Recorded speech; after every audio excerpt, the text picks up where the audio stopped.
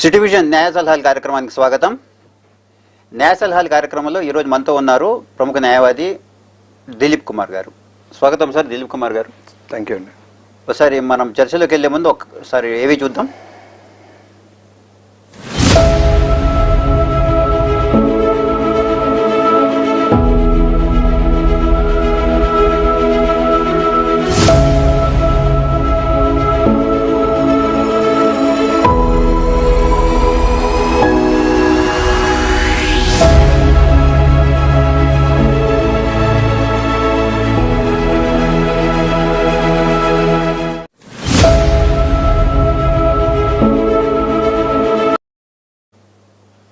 దిలీప్ గారు, సార్ ఇప్పుడు ఈరోజు మనం చెక్ బౌన్స్ల కేసుల గురించి మాట్లాడడం. ముందుగా చెక్ బౌన్స్ అనేది కేసులకు సంబంధించి కొంచెం విశ్లేషణ అందించండి. చెక్ బౌన్స్ కేసు ఎలా ఉంటుంది, ఎంతకాలం శిక్ష పడుతుంది, ఎంత ఫైన్ పడుతుంది, ఇచ్చిన వాడు ఒకవేళ చెక్ బౌన్స్ అయిన పక్షంలో అతనికి జరిగే నష్టం ఏంటి, తీసుకున్న వ్యక్తికి ఎటువంటి హక్కులు ఉంటాయి, ఎలా అతను క్లెయిమ్ చేయాలి, కొంచెం వివరించండి. చెక్ బౌన్స్ కేసెస్లో అండి, ఫస్ట్ ఆఫ్ ఆల్ ఏంటంటే ఒక ఇద్దరు మధ్యలో ఏదైనా ట్రాన్సాక్షన్ జరిగినా, లీగల్ మానిటరీ ట్రాన్సాక్షన్స్ ఏది జరిగినా కూడా చెక్ బౌన్స్ కేసెస్ అట్రాక్ట్ అవుతుందండి. ఇప్పుడు ఒక ఎక్స్ అండ్ వై తీసుకోండి. ఎక్స్ అండ్ వై మధ్యలో ఒక ట్రాన్సాక్షన్ జరిగినా ఒక ఎక్స్ చెక్ ఇష్యూ చేస్తే వైకి, వై లీగల్ ఎన్ఫోర్సబుల్గా ఆ చెక్ బ్యాంక్లో ప్రజెంట్ చేయడము, ఆ అమౌంట్ రికవర్ చేసుకోవడానికి ఆయన చెక్ ప్రజెంట్ చేసినాక లీగల్ ఆప్షన్స్ ఉంటాయండి దానికి. సో చెక్ బౌన్స్ అనేది కోర్టులో కేసు వేసుకోవచ్చు అండి. మినిమం టైం అనేది మనకు ఒక చెక్ బ్యాంక్లో ప్రజెంట్ చేయాలంటే 3 months ఉంటుంది. ప్రజెంట్ చేసిన తర్వాత 1 month లోపల నోటీస్ పంపాలి. దాని తర్వాత 15 daysలో వచ్చేసి కేసు ఫైల్ చేయాలి. టోటల్ 45 days డ్యూరేషన్లో కేసు ఫైల్ చేసుకోవచ్చు అండి. సో ఈ కేసు అనేది కోర్టులో నడుస్తున్న తర్వాత ఇప్పుడు మినిమం అమౌంట్ ఏదైతే ఉంటుంది దానికి double the amount compensation claim చేయవచ్చు అండి. కోర్టు గ్రాంట్ చేయవచ్చు. And more than till 2 years imprisonment కూడా కోర్టు గ్రాంట్ చేయవచ్చు అండి with compensation. So every one has a right అండి. ఎక్కడైతే పేయర్ అండ్ పేయి ఉంటారు, బ్యాంక్ ఎక్కడైతే లొకేట్ ఉంటుంది ఆ జ్యూరిడిక్షన్లో కేసు వేసుకోవచ్చు అండి చెక్ బౌన్స్. ఇప్పుడు జ్యూరిడిక్షన్ విషయం మాట్లాడుతున్నాం. సపోజ్ ఇప్పుడు విజయవాడలో ఉన్న వ్యక్తికి హైదరాబాద్లో అతను చెక్ ఇచ్చాడు. ఆయన విజయవాడలో చెక్ ప్లేస్ చేశాడు, చెక్ బౌన్స్ అయింది. ఆ వ్యక్తి ఇప్పుడు కేసు ఎక్కడ వేయాలి? హైదరాబాద్లో వేయాలా, విజయవాడలో వేయాలా? ఇప్పుడు చెక్ అట్ పార్ అని కొన్ని ఈ జ్యూరిడిక్షన్స్ వచ్చినాయండి. ఇప్పుడు లేటెస్ట్గా మన సుప్రీంకోర్టు ఆర్డర్స్ ఇచ్చిన ప్రకారం ఇంతకుముందు చూసినా కూడా చాలా వేరియేషన్స్ వచ్చినాయండి. ఇంతకుముందు ఏముంటుండే అంటే accused jurisdiction and complainant jurisdiction ఇద్దరు ఎక్కడ ఉన్నా కూడా కేసు వేస్తుండండి ఇంతకుముందు. దాని తర్వాత సుప్రీంకోర్టు ఏం చేసిందంటే జ్యూరిడిక్షన్ పాయింట్ ఆఫ్ చేంజ్ చేసి ఎక్కడైతే బ్యాంకర్స్ ఇది ఉంటుంది చెక్, అక్కడ కేసు వేసుకోవాలని ఉందండి. కంప్లైంట్ జ్యూరిడిక్షన్ తీసుకుంటారండి ఎప్పుడైనా చెక్ బౌన్స్ కేసు ఫైల్ చేసుకోవడానికి. దిలీప్ గారు, నా క్వశ్చన్ మీరు సరిగ్గా అర్థం చేసుకున్నట్టున్నారు. ఒక వ్యక్తి ఇప్పుడు హైదరాబాద్లో ఉన్న వ్యక్తి విజయవాడలో ఉన్న వ్యక్తికి చెక్ ఇచ్చాడు. అవునండి. సో ఇక్కడ నా బ్యాంక్ ఇక్కడ నేనే చెక్ ఇచ్చాను. సపోజ్ విజయవాడలో ఉన్న వ్యక్తికి ఇచ్చాను, విజయవాడలో అతను ప్లేస్ చేసుకున్నాడు, ఆయన బ్యాంక్లో వేసుకున్నాడు, బ్రాంచ్లో వేసుకున్నాడు, అక్కడ బౌన్స్ అయింది. బౌన్స్ అయిన పక్షంలో ఆ సదరు వ్యక్తి విజయవాడలో ఉన్న వ్యక్తి హైదరాబాద్లో కేసు అయ్యాలా, విజయవాడలో వేసుకోవచ్చా? అక్కడ వేసుకోవాలండి అతను. ఎందుకంటే అతను all the way he can not travel. అక్కడ నుంచి ఇక్కడ ట్రావెల్ చేసి ఎక్కడైతే చెక్ ఇష్యూ చేసింది కదా అక్కడైతే కేసు ఫైల్ చేయలేరు. కాబట్టి నేను అదే చెప్తున్నా, ఎక్కడైతే అక్కడ ఉంటారు చెక్ బౌన్స్ అవుతుంది అక్కడే మనం కేసు ఫైల్ చేసుకోవాలండి. విక్టిమ్ ప్లేస్ లోనే విక్టిమ్ ప్లేస్ లో. అదే అంటున్నాను. Right sir. ఇప్పుడు చెక్ బౌన్స్ కు సంబంధించి చెక్ ఇష్యూ చేసేటప్పుడు తీసుకోవాల్సిన జాగ్రత్తలు ఏంటి? ఇప్పుడు ఈ చెక్ బౌన్స్ కేసు వేయనికి ఓన్లీ ఒక్క చెక్ స్లిప్ ఉంటే సరిపోతుంది, చెక్ ఒక్కటే సరిపోతుందా? దాంతోపాటు కవరింగ్ లెటర్ లాంటివి ఏమైనా తప్పనిసరిగా కోర్టు అడుగుతుందా? లీగల్గా చూస్తే అండి ఒక సపోర్టింగ్ డాక్యుమెంట్ అనేది కంపల్సరీ ఉండాలా.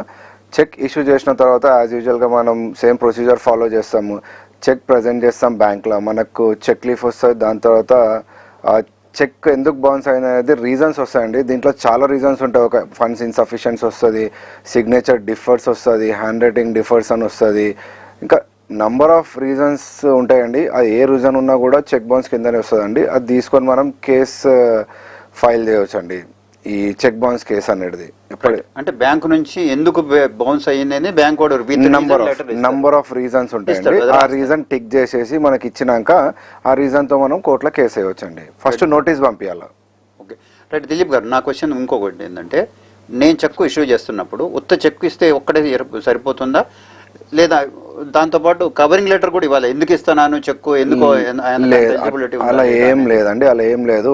It is purely understanding. అంటే చెక్ ఎవరు ఇష్యూ చేస్తున్నారు, ఎవరు తీసుకుంటారు అని వాళ్ళ ఇద్దరి మధ్యలో ఉన్న అండర్స్టాండింగ్.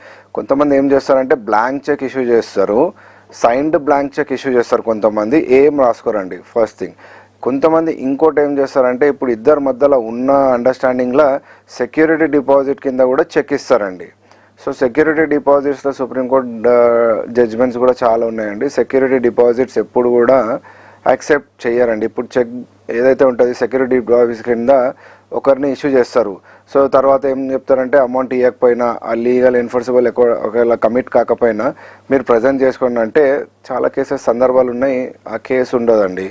సో దానికి కూడా చాలా లీగల్ ఆప్షన్స్ ఉంటాయి మనకు, అది ఇన్ డెప్త్గా పోవచ్చు మనము. సో ఏముంటుందంటే ఇప్పుడు చెక్ అనేది చెక్ ఇద్దరి అండర్స్టాండింగ్లో చెక్ ఇచ్చుకోవచ్చు.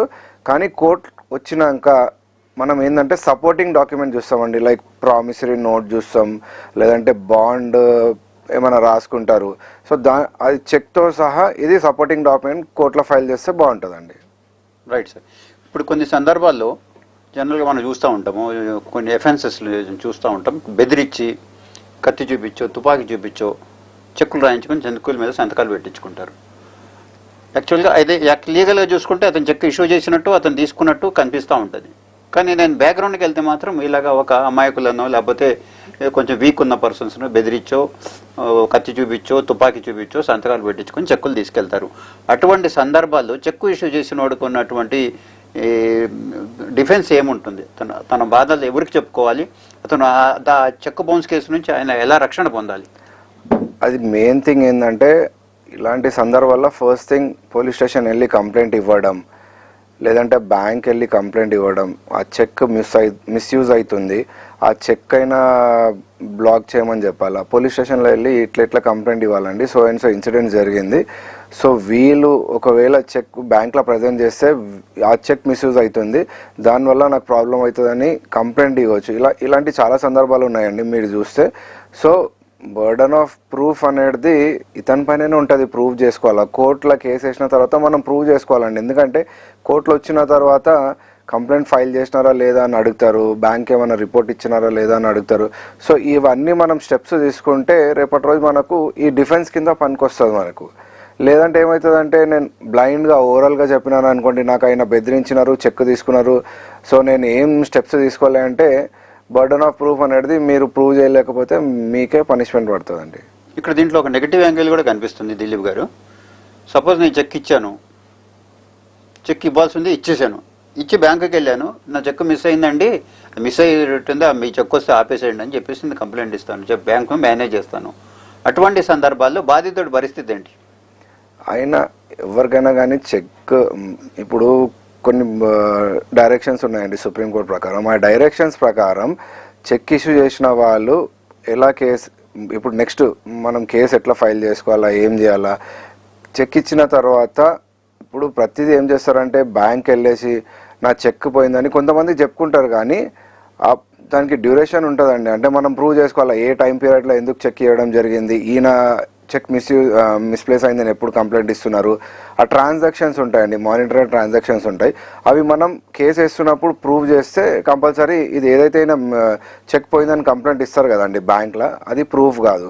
సో కోర్టులో కేసు ఫేవరబుల్ ఆర్డర్స్ వచ్చే ఛాన్సెస్ ఉంటుందండి మనకు. ఒకవేళ బ్లాక్ చేయండి అని చెప్పేసి సపోజ్ మీరు నాకు చెక్ ఇచ్చారు, తర్వాత బ్యాంకుకి వెళ్ళి నా పలానా నంబర్ చెక్ నేను ఇష్యూ చేశాను, అది నన్ను బెదిరించి తీసుకున్నారు, దాన్ని బ్లాక్ చేసేయండి అని మీరు ఏదో చెప్పి అక్కడ మేనేజ్ చేసి బ్యాంకులో బ్లాక్ చేయిస్తారు నాకు చెక్కుని.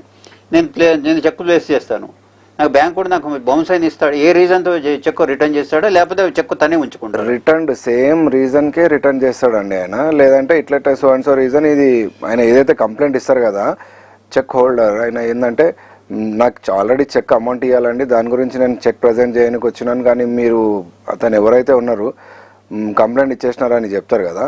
సో అలా కాకుండా కూడా ఆయన రిటర్న్ చేసినా కూడా, లేదంటే మనం ప్రజెంట్ చేయొచ్చు అండి. ప్రజెంట్ చేసినాక కూడా మనకు రీజన్స్ వస్తాయి. ఆ రీజన్తో పాటు మనం కంపల్సరీ కేసు వేయవచ్చు. ఇంకోటి, చెక్ ప్రజెంట్ చెయ్యకుండా కూడా మనం ఏం చేస్తామంటే ఇతనికి ఒక నోటీస్ పంపిస్తాం, డిమాండ్ నోటీస్ అనేది, బిఫోర్ ప్రజెంటేషన్ ఆఫ్ చెక్. అంటే చెక్ వేయక ముందు కూడా, ఒక బ్యాంక్లో చెక్ వేయక ముందు కూడా ఏం చేస్తామంటే కంపల్సరీగా ఒక డిమాండ్ నోటీస్, మీ చెక్ ప్రజెంట్ చేస్తున్నాను నేను, దానికన్నా ముందు ఏమైనా ఉంటే సెటిల్మెంట్ చేసుకోండి, చెక్ ప్రజెంట్ చేయను, ఒకవేళ మీరు సెటిల్ చేయకపోతే నేను కంపల్సరీ చెక్ ప్రజెంట్ చేసేస్తా అనేసి మనకు ఒక ఆప్షన్ ఉంటుంది. సో ఆ డిమాండ్ నోటీస్ కింద మనం లీగల్ డిమాండ్ నోటీస్ పంపిస్తే కూడా బాగుంటుంది. జనరల్గా అందరికీ ఆ పని చేయలేరు కదా, చెక్ ఇచ్చారు, చెక్ ప్లేస్ చేస్తున్నామని చెక్ తీసుకెళ్లి బ్యాంక్లో డిపాజిట్ చేయడం. కొంతమందికి ఈ నాలెడ్జ్ చాలా మందికి ఉండదండి. సో డిమాండ్ నోటీస్ పంపిస్తే ఏంటంటే మనం కూడా సేఫ్ సైడ్లో ఉంటాం, స్ట్రెంత్ ఎక్కువ ఉంటుంది. ఎందుకంటే ఇప్పుడు ఈయన ఎవరైతే చాలా మంది ఏం చేస్తారు, బ్యాంకర్స్ దగ్గర వెళ్ళి నా చెక్ పోయింది లేదంటే ఇట్లా చాలా ఫాల్స్ కంప్లైంట్ ఇస్తుంటారు. సో దానికన్నా ముందు మనం ఒక డిమాండ్ నోటీస్ పంపిస్తే మనం ఒక సేఫ్ సైడ్లో ఉంటాం. Right sir. దిలీప్ గారు, ఇప్పుడు చెక్ తీసుకునేటప్పుడు రిసీవరు ఎటువంటి జాగ్రత్తలు తీసుకోవాలి? నేను ఈ ప్రశ్న ఎందుకు వేస్తున్నానంటే, జనరల్గా చెక్ ఇష్యూ చేసేటప్పుడు ఓవర్ రైటింగ్స్ వచ్చేస్తాయి, ఒక్కొక్కసారి దిద్దుబాట్లు ఉంటాయి, కట్ చేసి రాయటం ఉంటాయి, సిగ్నేచర్లో వ్యత్యాసం ఉంటుంది, డేట్లలో తేడా ఉంటుంది. వీటిని ఎటువంటి జాగ్రత్తలు తీసి, ఎందుకంటే కావాలని అట్లా చేసి తీరా అక్కడికి వెళ్ళిన తర్వాత ఈ సిగ్నేచర్ టాలీ కాలేదనో, లేకపోతే బాబు ఇది ఓవర్ రైటింగ్ వచ్చిందనో, లేకపోతే ఇక్కడ ఈ అక్షరాలు సరిగ్గా వేయలేదనో, ఫిగర్లు సరిగ్గా వేయలేదనో, ఏదో ఒక రీజన్తో అది అసలు ఆ ప్లేసే తీసుకునే పరిస్థితి లేకుండా రిజెక్ట్ అయ్యే అవకాశం ఉండదు అక్కడికక్కడ. అటువంటప్పుడు రిసీవర్ తీసుకోవాల్సిన జాగ్రత్తలు ఏంటి చెక్ తీసుకునే? సార్, రిసీవర్ ఏంటంటే కంపల్సరీ చెక్ తీసుకుంటున్నప్పుడు ఫస్ట్ అతను సైన్ కరెక్ట్గా సైన్ చేసినని చూసుకోవాలా, అమౌంట్ కరెక్ట్ ఉందా, in number and in figures correct ఉందా అని చూసుకోవాలా. ఇంకోటి ఏంటంటే కొన్ని checks about 10 lakhs and below 10 lakhs ఉంటుంది, అదొకటి చూసుకోవాలి. ఎందుకంటే కొంతమంది ఏం చేస్తారంటే బిలో 10 lakh ఉంటుంది కానీ దానికి అమౌంట్ వచ్చేసి అబౌట్ 10 lakhs రాసేస్తారు. So N number of reasons ఉంటాయి, మనం ఆ టైంలో చూసుకోవాలా. చూసుకొని ఏంటంటే ఇప్పుడు చెక్ రిసీవ్ చేస్తున్న తర్వాత కూడా ఎవరైతే చెక్ ఇస్తారో వాళ్ళ నెంబర్ ఆఫ్ రీజన్స్కి వాళ్ళు ఏం చేస్తారంటే, ఇప్పుడు హ్యాండ్ రైటింగ్ అయినా తీసుకోండి, స్పెల్లింగ్ మిస్టేక్స్ అయినా కానీ, ఏ రీజన్ వల్ల అయినా కానీ చెక్ మనం ప్రజెంట్ చేసినాక బౌన్స్ అవుతుంది. సో ఏ రీజన్కి బౌన్స్ అయినా కూడా మనం చెక్ బౌన్స్ కేసు అట్రాక్ట్ అవుతుందండి. సో మెయిన్ థింగ్ మనం చేసేది ఏంటంటే cheque main signature and amount date cross cheque చేసుకోవాలి. Right sir. ఇక్కడ ఇంకో విషయం కూడా మాట్లాడుకోవచ్చు మనం. ఇప్పుడు ఒక్కసారి కొంతమంది మీరు ఇందాక అన్నట్టు బ్లాంక్ రాసి సిగ్నేచర్ చేసి ఇచ్చేస్తారు, లేదా కేవలం ఫిగర్స్ మాత్రమే రాస్తారు, పైన నేమ్ రాయరు, పైన నేమ్ రాస్తారు, కింద ఫిగర్ రాయరు కొన్ని సందర్భాల్లో. అది ఇంకొకళ్ళు వేరే రేటింగ్తో రాస్తారు. కొంతమంది డేట్ వేయకుండా ఇస్తారు, కింద సిగ్నేచరు, పైన ఆ ఇంకు ఈ ఇంకు ఈ అక్షరాలు అన్నిట్లో తేడా కనిపిస్తూ ఉండదు కొన్ని సందర్భాల్లో. ఇటువంటి చెక్కులు ఈ రీజన్స్ వల్ల కూడా చెక్ బౌన్స్ కేసులు దాదాపు స్టేల్ అంటే ఓడిపోయే అవకాశం ఉంటుంది కదా. దీని గురించి అంటే తీసుకునేవాడు ఎటువంటి జాగ్రత్తలు తీసుకోవాలి? అంటే ఈ సబ్జెక్ట్, ఈ టాపిక్ చాలా డెప్త్గా ఉంటుందండి. ఇప్పుడు ఈ సిగ్నేచర్స్ లేదన్నా ఇంక్, ఇంకా పైన నేమ్స్ అండ్ నంబర్స్, అమౌంట్ అన్ని డిఫరెన్సెస్ ఎట్లా ఉంటుందంటే, కొంతమంది నమ్మకం పైన చెక్ తీసుకుంటారు, ఇస్తారు. ఆ టైంలో కొంతమంది డేట్ మెన్షన్ చేస్తారు, కొంతమంది అమౌంట్ మెన్షన్ చేస్తారు, కొంతమంది పేరు మెన్షన్ చేయరు, చేస్తారు. అది ఎందుకంటే ఆ ప్యూర్లీ అండర్స్టాండింగ్. ఎప్పుడైతే రిలేషన్స్ ఖరాబ్ అయితే అప్పుడు ఏం చేస్తారంటే వేరే పేరు మీద రాసుకోవడము, లేదంటే అమౌంట్ ఎక్కువ రాసుకోవడము. సో ఇలా చాలా సందర్భాలు జరుగుతాయండి. సో ఇది పాయింట్ ఆఫ్ డిఫెన్స్. తర్వాత కేసు ఎప్పుడైతే ఫైల్ చేస్తారో అప్పుడు కేసు నడుస్తున్నప్పుడు ఈ పాయింట్ ఆఫ్ డిఫెన్స్ అండి, అన్ని ఎట్లా ఎందుకు వచ్చింది, ఎవరు రాసుకున్నారు, ఇంకదైనా కానీ ఇవన్నీ క్వశ్చన్స్ అప్పుడు క్రాస్ ఎగ్జామినేషన్స్లో వస్తాయండి ఇవి. మీరు అన్నట్టు దిలీప్ గారు, ఇప్పుడు నాకు క్వశ్చన్ ఏంటంటే క్రాస్ ఎగ్జామినేషన్లో ఇవన్నీ అడుగుతారు. నేనంటుంది ఏంటంటే ఒక చెక్లో పేరు వేరే రైటింగు, కింద ఆ అమౌంట్ ఎంత ఉందని అది ఒక వేరే రైటింగ్ కనిపిస్తుంది. అవును, సరే డేట్ అనేది ఫిగర్స్ కాబట్టి ఇక్కడ వేసిన అమౌంట్కి వేసిన అక్కడ అమౌంట్ కింద అయితే వేస్తారు, అవి కూడా లెటర్సే కాబట్టి పైన డేట్కి దీనికి లెటర్లో తేడా కనిపిస్తే అవకాశం ఉంటుంది. దీంట్లో ఈ తేడాలు ఉన్నప్పుడు ఆ చెక్ బౌన్స్ కేసు నిలవదు అనేది ఒక వాదన ఉంది. లేదండి, నేను అదే అంటున్నాను. అది పాయింట్ ఆఫ్ డిఫెన్స్. అది నిలబడదని కాదు. ఏంటంటే సుప్రీంకోర్టు ఇచ్చిన డైరెక్షన్స్ ప్రకారం చెక్ ఇష్యూ చేసిన తర్వాత చెక్ అమౌంట్ ఉంటుంది అండ్ సిగ్నేచర్స్ ఉంటుంది.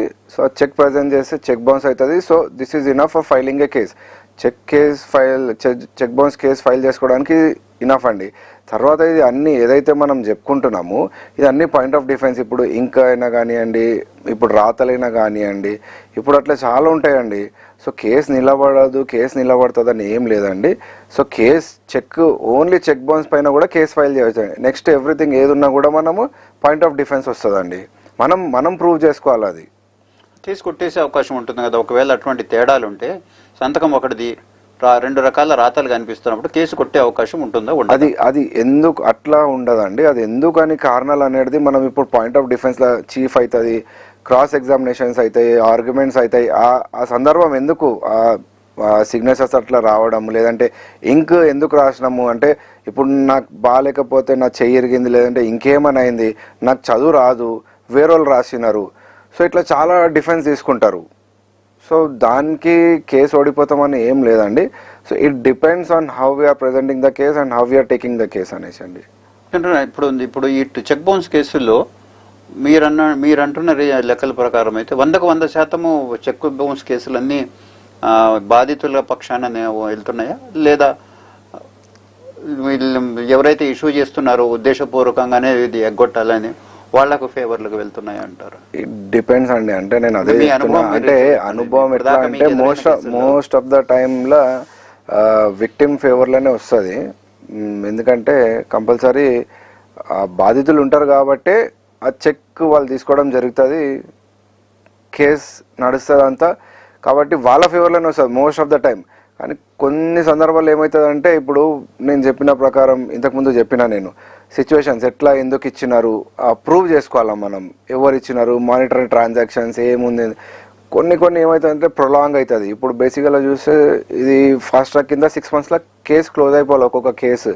కానీ కొన్నిసార్లు ఏమవుతుందంటే టైం లిమిట్ ఎక్కువ అయిపోతుంది, డిఫెన్స్ నడుస్తుంటుంది, సో టైం ఎక్కువ అవుతుంటుంది. So most of the time 80% of cases ఏమవుతుందంటే మన కంప్లైంట్ బాధితుల ఫేవర్లోనే వస్తాయండి.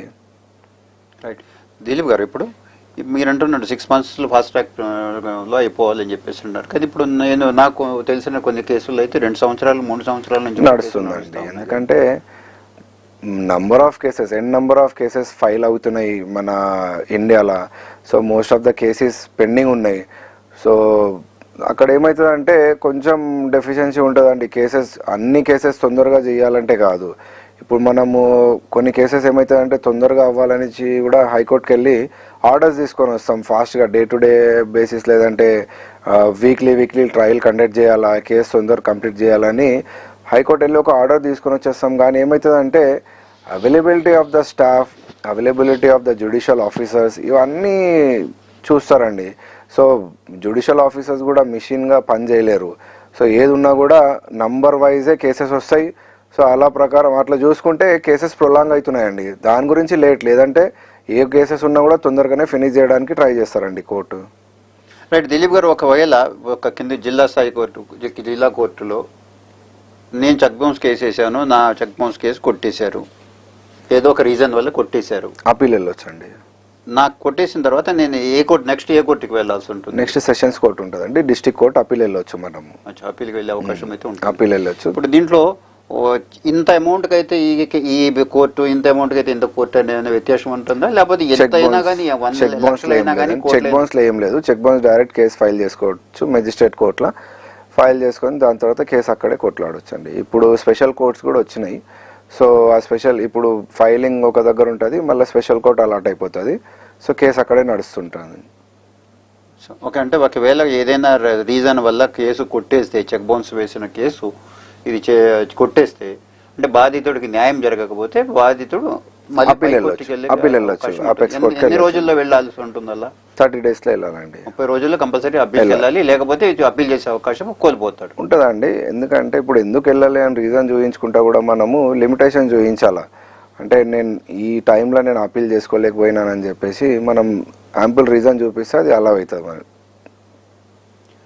రైట్. దిలీప్ గారు, చెక్ బౌన్స్ కేసు సంబంధించి చాలా వివరంగా చెప్పారు. ఒక్కసారి మళ్ళీ మనం ఈ చెక్ బౌన్స్ కేసుల నుంచి మెల్లగా ఒకసారి ఈ ఫ్యామిలీ ఇష్యూస్ గురించి వెళ్దాం. జనరల్గా ఇప్పుడు ఈ మధ్య కాలంలో బాగా చూస్తున్నాం, ఏ కోర్టుకి వెళ్ళినా కానీ భార్యాభర్తల కేసులు, ఫ్యామిలీ 498కి సంబంధించి అయితే డిఏవి డొమెస్టిక్ వైలెన్స్ కేసులు అయితేనేంటి, మెయింటెనెన్స్ కేసులు ఏంటంటే దాదాపు క్రిమినల్ కేసులతో పోటీ పడుతూ ఈ సివిల్ కేసులు చూస్తూ ఉంటాం. ఏ కోర్టులో వెళ్ళినా కానీ ఫ్యామిలీ కేసెస్ ఈ మధ్య కాలంలో బాగా పెరుగుతున్నాయి. సరే, పరిస్థితుల ప్రభావం అనాలా, లేకపోతే మారుతున్న ట్రెండ్స్ గురించి మనం చెప్పుకోవాలి, రీజన్స్ ఏదైతేనేంటి కానీ కేసులు అయితే బాగా పెరుగుతున్నాయి.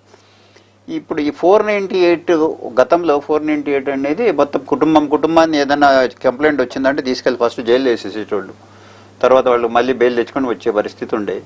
కానీ ఈ మధ్య రీసెంట్గా వచ్చిన ఒక మార్పులు చేర్పుల వల్ల 498A సెక్షన్ సంబంధించిన బుక్ అయిన కేసుల్లో స్టేషన్ బెయిల్ ఉంటుంది. కంకరెంట్ రీజన్ చెప్పకపోతే వేరే వాళ్ళ కుటుంబం మీద కూడా కేసులు అవ్వట్లేదు. అసలు ఈ కేసులు, ఈ 498 కేసుకి ఇంత వీక్ అవ్వడానికి కారణం ఏంది? అసలు ఇది జెన్యున్ కేసులా, లేకపోతే ఇది మిస్యూజ్ అవుతుందా? మిస్యూజ్ అవుతుంది అనేది ఒక వాదన బాగా వినిపిస్తూ ఉంది. ఇది మిస్యూజ్ అవుతున్న వాదనలో భాగంగా చూసుకుంటే మిస్యూజ్ అంటూనే నిజంగా బాధితులకు అన్యాయం జరిగిపోతుంది అనేది కూడా ఒక వాదన ఉంది. నేను ఎలా చూడొచ్చు అంటారు? ఇప్పుడు జనరల్గా 498 అనేది ఒకప్పుడు మీరు చెప్పిన ప్రకారం ఇంతకుముందు ఒక కంప్లైంట్ ఇస్తే ఇమ్మీడియట్గా ఫ్యామిలీని తీసుకొని వెళ్ళి అరెస్ట్ చేయడము, ఇంకా వాళ్ళని పోలీస్ స్టేషన్లలో ఎన్నో విధాలుగా వాళ్ళని బాధ పెట్టడం, ఇట్లా చాలా ఉంటుండే అండి. తర్వాత రీసెంట్ డెవలప్మెంట్స్ ఏమైందంటే ఈ ఉన్న కేసెస్లో చాలా ఫేక్ కేసెస్ వేస్తున్నారు. అంటే ఫర్ వాళ్ళ ఒక సెల్ఫ్ ఎట్లా అంటే ఏం చెప్పాలంటే వాళ్ళకు ఒక సంతోషం కోసం కొంతమంది ఏం చేస్తున్నారంటే వీళ్ళని టార్చర్ పెట్టాలా, అత్త వాళ్ళని, భర్తని, ఫ్యామిలీ మెంబర్స్ని టార్చర్ పెట్టాలా, చెయ్యాలని చెప్పేసి ఫాల్స్ కేసెస్ ఫైల్ చేస్తుండే. తర్వాత ఈ అన్ని ఏంటంటే సుప్రీంకోర్టు దృష్టికి వెళ్ళిందండి. సో సుప్రీంకోర్టు ఏం చేసిందంటే ఒక గైడ్ లైన్ తయారు చేసింది, ఎట్లా ఏందనేసి వీళ్ళ అన్నిటికీ ఏం చేయాలనేసి. సో అప్పుడు ఒక జడ్జ్మెంట్ ఇచ్చినారు, అర్నీష్ కుమార్ జడ్జ్మెంట్ ఇచ్చినారు. ఆ జడ్జ్మెంట్లో ఏంటంటే less than 7 years of imprisonment ఏది ఉన్నా కూడా అన్ని కేసెస్లో స్టేషన్ బెయిల్ ఇవ్వాలా, 41A CRPC కింద స్టేషన్ బెయిల్ ఇవ్వాలని చెప్పేసి ఒక ఆర్డర్ పాస్ చేసింది. అప్పటి నుండి ఏమైందంటే ఈ సెక్షన్స్ అన్నీ కొంచెము రిలాక్స్ అయిందండి.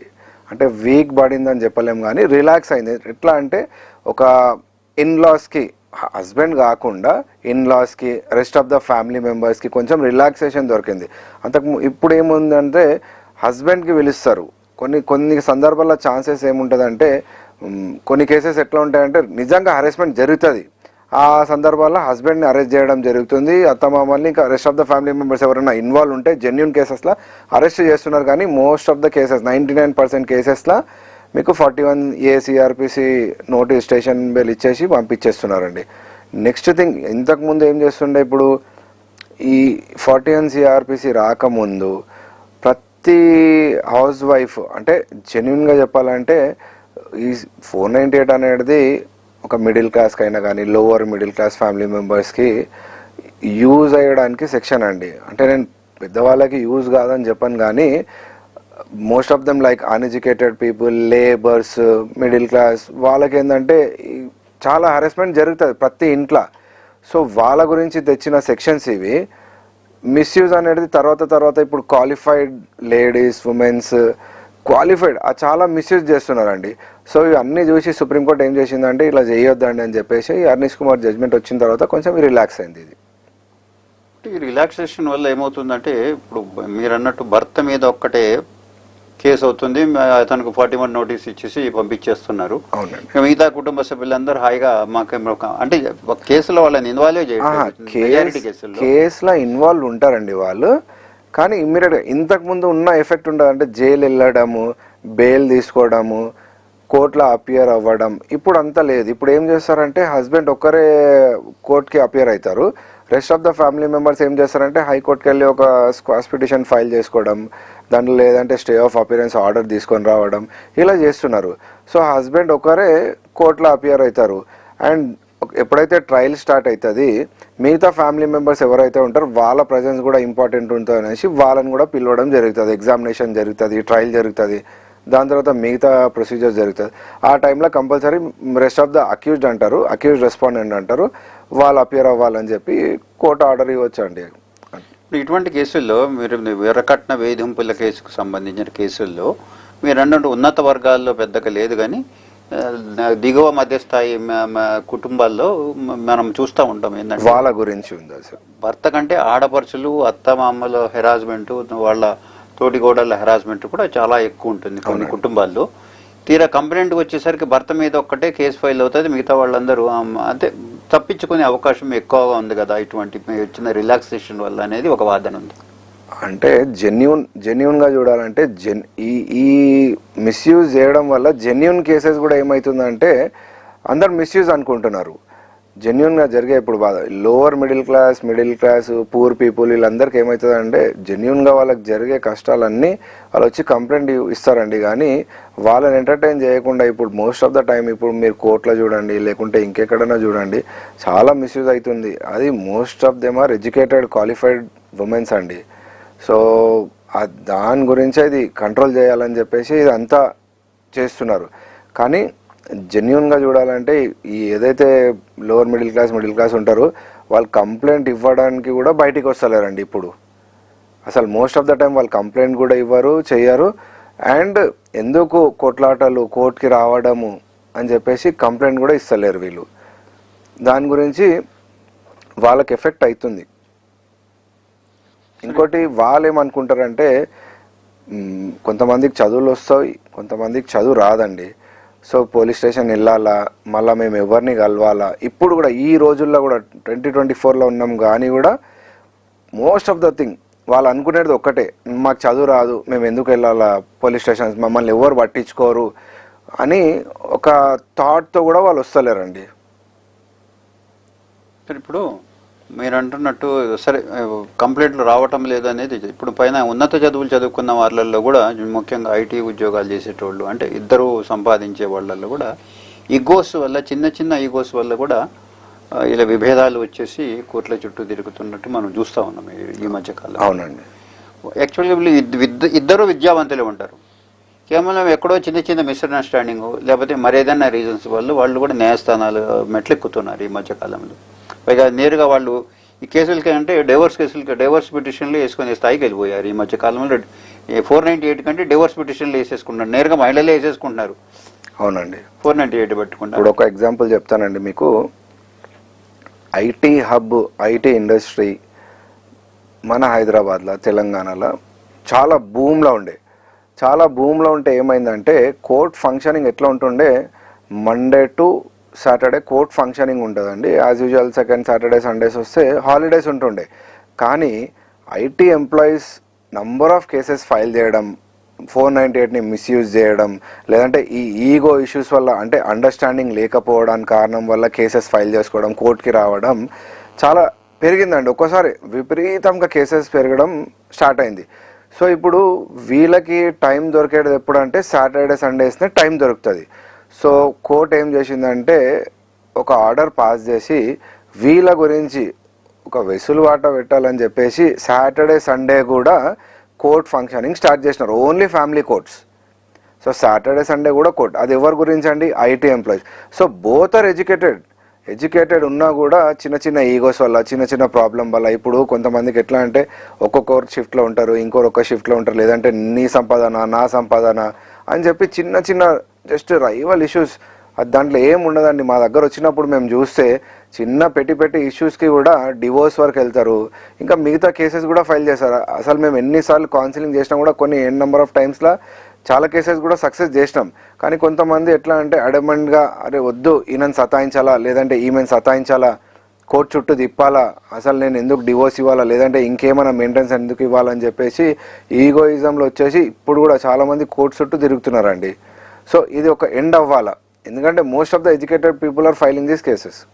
రైట్ సార్, మనం చర్చ కొనసాగిందో ఒక బ్రేక్ తీసుకుందాం. న్యాయశాల కార్యక్రమంలో ఇప్పుడు ఒక బ్రేక్.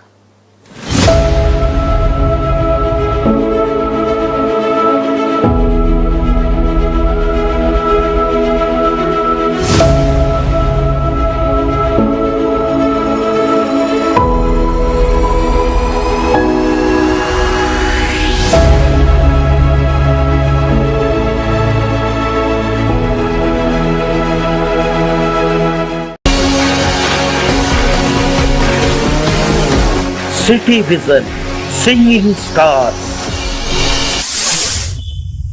అండి, నేను సింగర్ దుర్గా ప్రసాద్ని.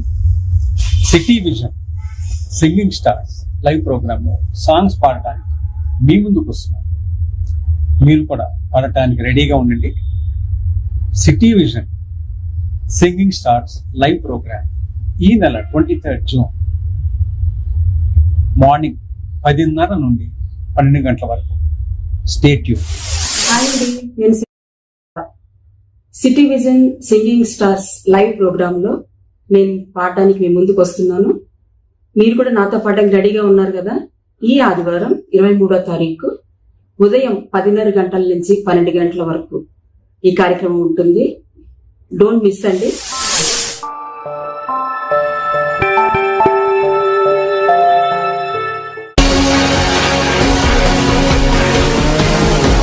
City vision singing star.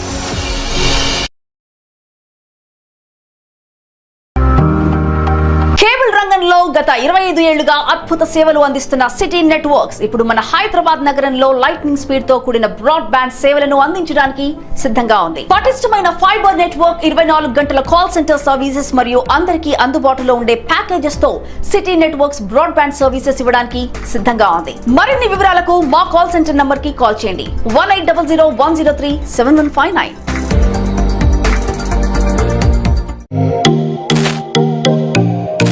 Latest styles, fashion, jewellery, bridal wear, beauty tips, అందాలు, అలంకరణలు మన ఆడవారి కోసం మీ ముందుకు వస్తుంది city fashions and exhibitions.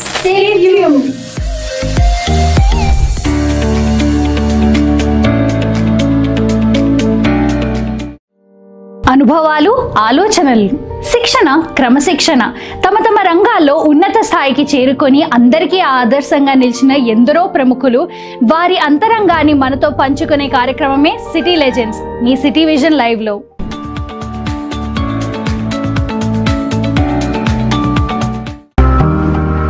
Cable రంగంలో గత 25 ఏళ్లుగా అద్భుత సేవలు అందిస్తున్న సిటీ నెట్వర్క్స్ ఇప్పుడు మన హైదరాబాద్ నగరంలో లైట్నింగ్ స్పీడ్ తో కూడిన బ్రాడ్ బ్యాండ్ సేవలను అందించడానికి సిద్ధంగా ఉంది. పటిష్టమైన ఫైబర్ నెట్వర్క్, 24 గంటల కాల్ సెంటర్ సర్వీసెస్ మరియు అందరికీ అందుబాటులో ఉండే ప్యాకేజెస్ తో city networks broadband services ఇవ్వడానికి సిద్ధంగా ఉంది. మరిన్ని వివరాలకు మా కాల్ సెంటర్ నంబర్ కి కాల్ చేయండి 1800-103-7159.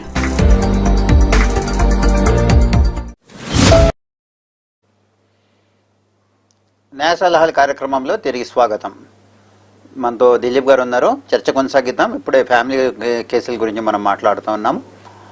ముఖ్యంగా దిలీప్ గారు, ఇప్పుడు వరకట్న వేధింపుల చట్టం కింద కేసు ఏదైతే నమోదవుతున్నాయో అవి న్యాయస్థానాల్లో సంవత్సరాల పరి నడుస్తాయి. సుమారు 6 ఏళ్ల నుంచి 10 ఏళ్ల వరకు నడుస్తాయి. నడిచి చివరికి కొట్టేస్తారు కేసు. బాధితురాలికి న్యాయం జరగదు. అప్పటికే కుటుంబం విచ్ఛిన్నం అయిపోతుంది. ఇంకేం 5 ఏళ్ళు 10 ఏళ్ళు అయిపోయింది, వాడెక్కడో నేనెక్కడో అన్నట్టు ఒక నిర్లిప్తత వచ్చేస్తుంది బాధితురాల్లో కూడా. కుటుంబం అయితే విచ్ఛిన్నం అవుతుంది. న్యాయం ఎక్కడ జరుగుతుంది అనేది ఒక క్వశ్చన్ ఉంది జనరల్గా, సహజంగా. అంటే న్యాయం, సత్వర న్యాయం జరగకపోవడం కూడా అన్యాయం కిందకి వస్తుంది అనేది ఒక వాదన. నిజంగా ఇప్పుడు ఈ దోవరి హరాస్మెంట్ కేసులో నిజమైన బాధితులకు న్యాయం జరుగుతుందా? ఎవరైతే క్రూరత్వం ప్రదర్శించారో వాళ్ళకు శిక్ష పడుతుందా కోర్టులో? ఏమైనా మీ అనుభవం ఇప్పటిదాకా ఎటువంటి కేసులు, ఇన్ని కేసులు చూసారన్నట్టు? అంటే justice delayed is justice denied అని ఏదైతే ఉందో అది కరెక్ట్ అండి. కానీ మోస్ట్ ఆఫ్ ద కేసెస్లో అట్లా జరగట్లే అండి. ఇప్పుడు నిజంగా బాధితులు ఉన్న వాళ్ళకి కోర్ట్ కంపల్సరీ న్యాయం చేస్తుందండి. ఎందుకంటే జడ్జ్మెంట్స్ వాళ్ళ ఫేవర్లో పాస్ చేస్తుంది. ఇంకోటి మీరు చెప్పిన ప్రకారం ఇంతకుముందు ఉంటుండే, ఇప్పుడు 6 to 10 years అనేది టైం పీరియడ్ అని ఉంటుండే. కానీ ఇప్పుడు ఏంటంటే ఆల్మోస్ట్ ఆల్ ఇప్పుడు కోర్ట్స్ బైఫర్గేట్ చేసినారండి. అప్పుడు ఇంతకుముందు ఒక్క కోర్టు ఉంటుండే, ఇప్పుడు 3-4 కోర్టులు చేసినారండి. అప్పుడు ఏమైతే జ్యూరిడిక్షన్ డివైడ్ అవుతుంది, కేసెస్ కూడా ఈజీగా జడ్జెస్ చూస్తున్నారు. సో ఒక్కొక్క కేసెస్ 3 yearsలో 2 years లేదంటే 4 yearsలో కూడా క్లోజ్ అవుతున్నాయి. అంటే ఇప్పుడు అందరికీ నిజంగా జస్టిస్ జరుగుతుందని కూడా కాదండి, కానీ మోస్ట్ ఆఫ్ ద టైం అందరికీ జస్టిస్ దొరుకుతుంది. 80% ఆఫ్ దాంట్లో అందరికీ జస్టిస్ దొరుకుతుంది. కొన్ని దాంట్లో ఎవరికైతే జస్టిస్ దొరకలేదు, మాకు న్యాయం దొరకలేదు అనుకుంటే వాళ్ళు అప్పీల్ కూడా వెళ్తున్నారండి. Right sir. ఇప్పుడు మీరు అన్నట్టు అప్పీల్కి వెళ్తే చాలా తక్కువ మంది. అయితే నా స్వీయ అనుభవంతో చెప్తుంది ఏంటంటే, అంటే నేను కేసులు ఎదుర్కొన్నాను కాదు, నేను చూసిన కేసుల్లో మెజారిటీ కేసుల్లో ఏమవుతుంది, ఎంత లెంతీగా సాగదీస్తారో అప్పటికి ఎవరైతే సాక్షులు ఉండారో వాళ్ళు కూడా స్లిప్ అయిపోతారు. ఎవరు సాక్ష్యం సంతకం పెట్టారో కూడా గుర్తుండదు. ఒకవేళ అలా వెతికి పట్టుకొచ్చినా అయిపోయింది కదండి, ఇంకెందుకు వాడికి జైలు పంపిణీకి, వాడికి గణేష్గా సాక్ష్యం చెప్పటం అని చెప్పేసి, ఏమోనండి మాకు తెలియదు, పోలీసు వాళ్ళు పిలిస్తే సంతకం పెట్టామని చెప్పేసి వాళ్ళు డ్రాప్ అయిపోవటము, సాక్ష్యాలు లేవని చెప్పేసి చివరిగా కేసు కొట్టేయటము జరగటం అనేది సహజంగా చూస్తూ ఉన్నాం మనం. అవునండి. సో ఇది అంటే మీరు అన్నట్టు ఇందాక justice delayed is justice denied అనేది వాదన నిజమే. ఇప్పటికీ మనం చాలా కేసులు అటువంటి వాటిలో చూస్తున్నాం. మరో అంశం ఏంటంటే దిలీప్ గారు, ఇప్పుడు ఈ దోవరీ హెరాస్మెంట్ కేసు ఏదైతే వరకట్న వేధింపుల చట్టం కింద ఒక కేసు నమోదైతే దానికి ఫాలో అప్గా డొమెస్టిక్ వాలైన్ కేసు అనేది ఒకటి, మెయింటెనెన్స్ కేసు అనేది ఒకటి, ఇలాగా ఒకదాని వెంట ఒకటి మూడు కేసులు జనరల్గా ఫైల్ అవుతూ ఉన్నాయి. ఇప్పుడు న్యాయస్థానాలు ఈ కేసులను వేరువేరుగా చూస్తాయా లేదా మూడు కలిసి ఒకే రకంగా చూస్తాయా? బాధితులకు ఎటువంటి న్యాయం జరుగుతుంది దీంట్లో? దేని దానికి సపరేట్ ఉంటుందండి, సపరేట్ కేసెస్ ఉంటాయి. ప్రతి దానికి ఒక పరిధి ఉంటుంది కేసు ఫైల్ చేయడానికి. ఇప్పుడు మెయింటెనెన్స్ కేసు వచ్చేసి ఫ్యామిలీ కోర్టులో ఫైల్ చేస్తారు. 498 వచ్చేసి క్రిమినల్ కేసు అండి, కాబట్టి క్రిమినల్ కోర్టులో కేసు నడుస్తుంది. ఇప్పుడు డొమెస్టిక్ వైలెన్స్ కేసు అనేది దానికి ఒక సపరేట్ వింగ్ ఉంది, దాంట్లో ఫైల్ చేస్తారండి. ప్రతి దానికి ఒక్కొక్క కేసు వేరే వేరే కోర్టులో నడుస్తుందండి. మూడు కూడా కలపరు, ఎందుకంటే ఇది ఉన్న అన్ని ఫ్యామిలీ కేసెస్ కిందనే వస్తాయి. కానీ దేని దానికి సపరేట్ జ్యూరిడిక్షన్ ఉంటుంది, సపరేట్ టైం పీరియడ్ ఉంటుందండి. సపరేట్ అనేది ఇప్పుడు ఒక ప్రేయర్ కూడా సపరేట్ ఉంటుంది అందరికీ, రిలీఫ్ అనేది కూడా సపరేట్ ఉంటుంది అన్నిట్లో. అలాగే మెయింటెనెన్స్ కేసుల్లో మీరు ఒకవేళ సపరేట్ అంటున్నారు, మెయింటెనెన్స్ కేసుల్లో బాధితురాలు ఉంటారు, సింగిల్ పేరెంట్ అంటే ఒకళ్ళు ఇద్దరు పిల్లలు ఉంటారు. జనరల్గా కేసు అయిన తర్వాత విడిపోతారు దూరం. అమ్మాయి వాళ్ళ ఇంటికి అమ్మాయి వెళ్ళిపోతుంది, భర్త ఏమో వాళ్ళ అమ్మ నాన్న దగ్గర ఉండిపోతాడు. సరే వేరుగా ఉంటారు, ఇద్దరైతే కలిసి అయితే ఉండరు. ఒక జనరల్గా ఇటువంటి కేసులో 99.9% కేసుల్లో ఒకసారి కేసు ఫైల్ అయిందంటే భార్యాభర్తలు విడివిడిగా ఉండటమే చూస్తాం మనం. ఇటువంటి సందర్భాల్లో మెయింటెనెన్స్ కేసు అనేది చాలా ఫైల్ అవుతూ ఉంటాయి.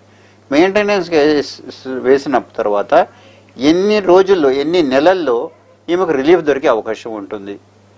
ఒకవేళ ఎవరైతే అతను ఉన్నాడో, భర్త ఉన్నాడో, సంపాదించే వ్యక్తి ఉన్నాడు, అతను ఏ సంపాదన లేని పక్షంలో ఆ బాధితురాలికి ఎటువంటి మెయింటెనెన్స్ లభించే అవకాశం ఉంటుంది? మెయింటెనెన్స్ కేసెస్లో first of all maintenance case wife file చేస్తే భర్త ఎంప్లాయా అన్ఎంప్లాయా అని చూడరండి. చట్టం ఏమంటుందంటే అతను ఏం చేస్తాడని కాదు, అతను వాళ్ళ భార్య వాళ్ళ పిల్లల్ని చూసుకోవాలా, కంపల్సరీ అయిన చట్టం అని ఉందండి మనకు. ఇప్పుడు నా దగ్గర లేదు, నేను జాబ్ చేయను, లేదంటే నేను జాబ్ చేసినా కూడా మెయింటెనెన్స్ ఇవ్వను అని చెప్తే కోర్టు ఒప్పుకోదండి. ఇంకోటి ఏంటంటే మెయింటెనెన్స్ కేసు ఫైల్ చేసినాక ఎన్ని డేస్లో మెయింటెనెన్స్ వస్తుందని చెప్పలేమండి, ఎందుకంటే కోర్ట్ ప్రొసీజర్స్ ఉంటాయి. ఇప్పుడు ఫైల్ చేసిన తర్వాత నోటీసెస్ వెళ్తాయండి. అక్కడ మన ఎవరైతే హస్బెండ్ ఉంటారో వాళ్ళకి నోటీసెస్ వెళ్తాయి. నోటీస్ వెళ్ళాలా, అతను కోర్టులో అపియర్ అవ్వాలా, మళ్ళీ వాదనలు ఉంటాయి, ఆయన జవాబు వేసుకోవడం, ఇవన్నీ జరుగుతాయి. దాని తర్వాత ఇంటరిమ్ మెయింటెనెన్స్ అనేది ఒక క్లాజ్ ఉంటుంది. ఆ ఇంటరిమ్ మెయింటెనెన్స్ కింద మాకు ఇంటరిమ్ మెయింటెనెన్స్ ఇవ్వండి టిల్ ఫైనలైజేషన్ ఆఫ్ కేసు, మాకు మధ్యలో ఏమైనా రిలీఫ్ ఇవ్వండి అని చెప్పేసి మనం అడుగుతాం. సో దాంట్లో మనకి ఇంటరిమ్ మెయింటెనెన్స్ గ్రాంట్ అవ్వడానికి కొంచెం టైం పడుతుంది. రావచ్చు ఎట్లా అంటే ఇప్పుడు హస్బెండ్ ఇన్కమ్ ఎంత అయితే ఉంటుందో దాన్ని చూసి కోర్టు ఒక ఇంటరిమ్ రిలీఫ్ గ్రాంట్ చేస్తుంది అంట, మనకి ఇంటరిమ్ మెయింటెనెన్స్ గ్రాంట్ చేస్తుంది. ఆ ఇంటరిమ్ మెయింటెనెన్స్ మనం తీసుకుంటున్న తర్వాత కూడా ఫైనల్గా ఏదైతే మన జడ్జ్మెంట్ వస్తుంది అప్పుడు కూడా ఈ ఇంటరిమ్ మెయింటెనెన్స్ ఎన్హాన్స్ కావచ్చు, లేదంటే దానికి ఇప్పుడు హస్బెండ్ ఏం ప్రూవ్ చేసుకుంటాడు దాన్ని కూడా చూసి తగ్గించవచ్చు అండి. ఆ టైంలో అవకాశం ఎట్లా ఉంటే దాని ప్రకారం దీనికి ఒక పీరియడ్ ఆఫ్ టైం ఉంటుంది. అంటే ఎంత టైంలో ఆమెకు రావచ్చు అంటే 2 నెలలు పట్టచ్చా, 5 నెలలు పట్టచ్చా, 6 నెలలు పట్టచ్చా, సంవత్సరం పడుతుందా? ఎప్పుడు రిలీఫ్ దొరికే అవకాశం ఉంటుంది? ఇప్పుడు మీరు చెప్తున్నటువంటి నోటీసులు ఇవ్వటము, మీరు అన్నట్టు కేసు సూట్ ఫైల్ చేసిన తర్వాత నోటీస్ వెళ్తాం, సమన్లు వెళ్తాం, అతను వచ్చేసి మళ్ళీ కౌంటర్ వేసుకుంటున్న తర్వాత అతనికి ఆదాయం ఎంత ఉందో లేదో కనుక్కోవటం, ఈ ప్రొసీజర్ అందరికీ ఎంత సమయం తీసుకుంటుంది? ఆ బాధితురాలికి ఎప్పుడు దాకా రిలీఫ్ దొరికే అవకాశం ఉంటుంది సుమారుగా? అంటే మీ కోర్ట్ ప్రొసీజర్స్ కి టైం ఫ్రేమ్ పెట్టలేమండి, ఎందుకంటే నంబర్ ఆఫ్ కేసెస్ ఉంటాయి. ఇప్పుడు జనరల్ గా ఏమవుతుందంటే కొన్ని కోర్ట్స్ లో కొన్ని కేసెస్ తక్కువ ఉంటాయి, కొన్ని దగ్గర ఎక్కువ ఉంటాయండి. ఇప్పుడు డిస్ట్రిక్ట్లలో వెళ్ళిపోండి, కొన్ని దగ్గర కేసెస్ తక్కువ ఉంటాయి మనకు.